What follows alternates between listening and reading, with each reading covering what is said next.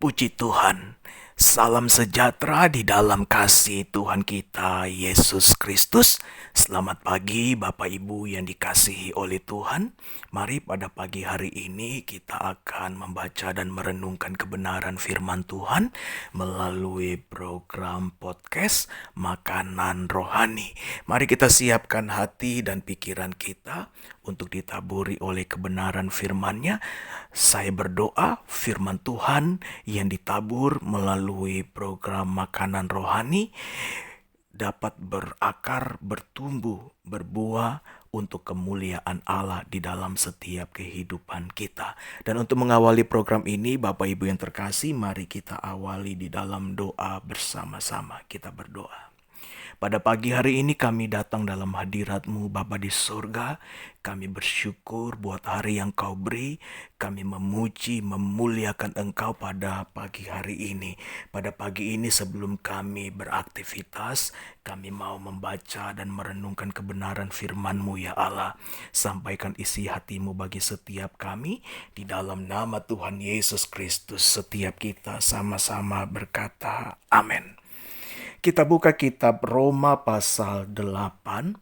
Kita akan melanjutkan serial renungan kita yang bertemakan tema besar yaitu kemenangan di dalam Kristus. Kali ini kita akan merenungkan bagian ayat 31 sampai ayat 34.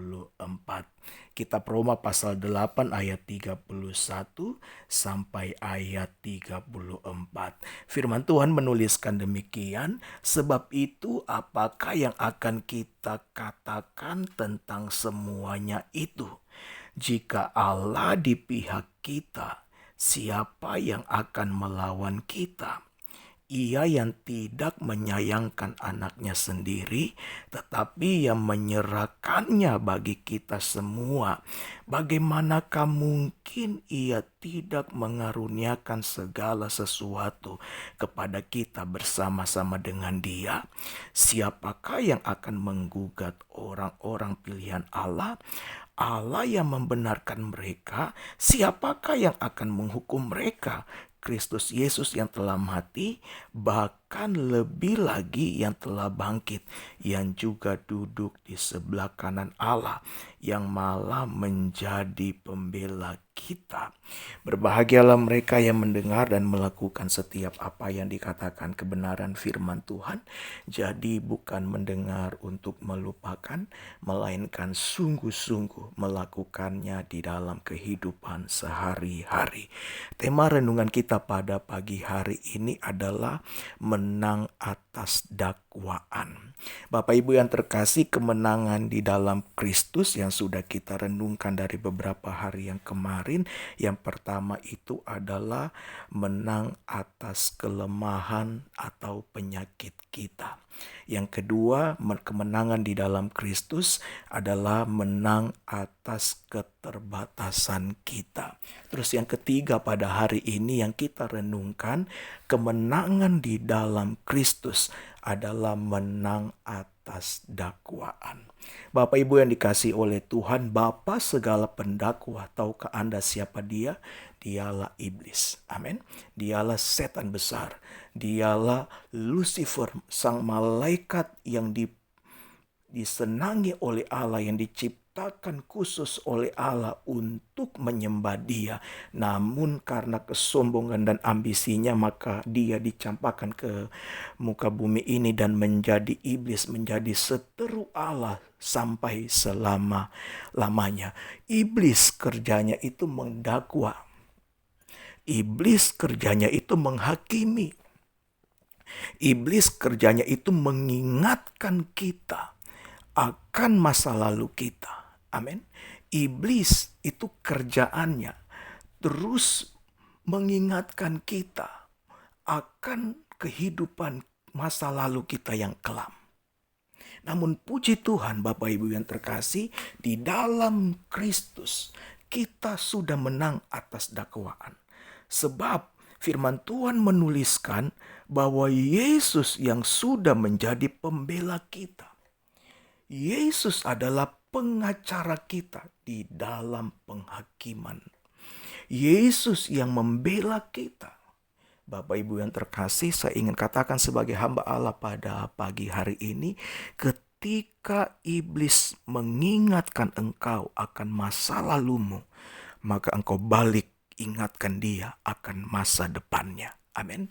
Masa depan iblis ada di dalam neraka selama-lamanya.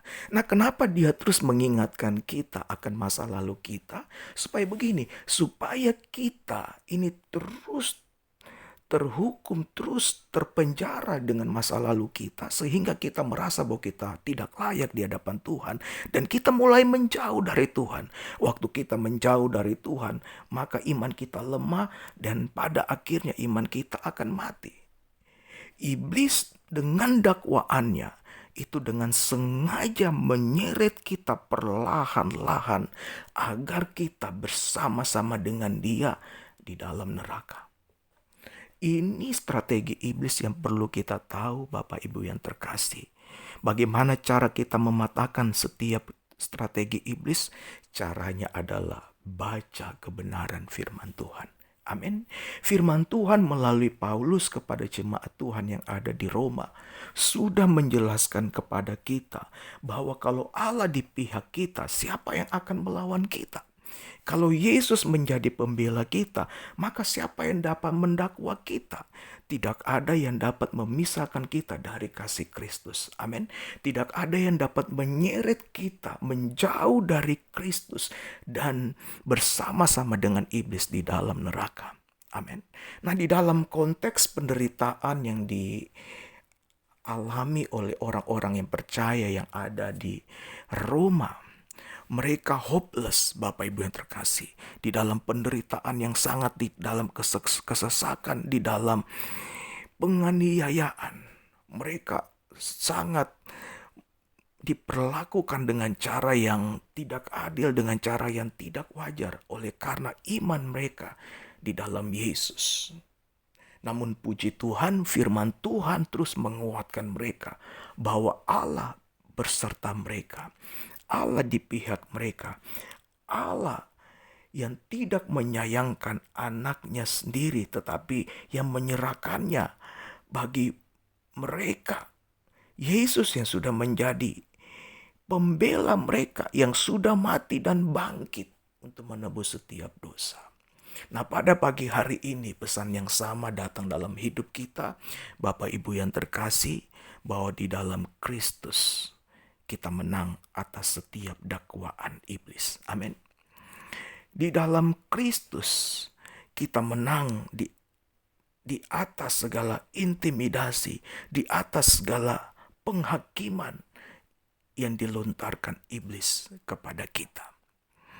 Ini kunci untuk kita tetap kokoh, tetap kuat di dalam Kristus. Bapak Ibu yang terkasih, jangan pernah engkau izinkan hidupmu, jangankan semenit, sedetik saja engkau keluar dari Kristus, maka akan ada celah untuk iblis mendakwa engkau. Tetap tanamkan dirimu di dalam Kristus. Tetap engkau tinggal di dalam Kristus supaya engkau tetap menang dalam hidup ini. Janji kemenangan di dalam Kristus, yaitu menang atas dakwaan iblis, itu menjadi milik bagianmu. Ini pesan Tuhan bagi setiap kita.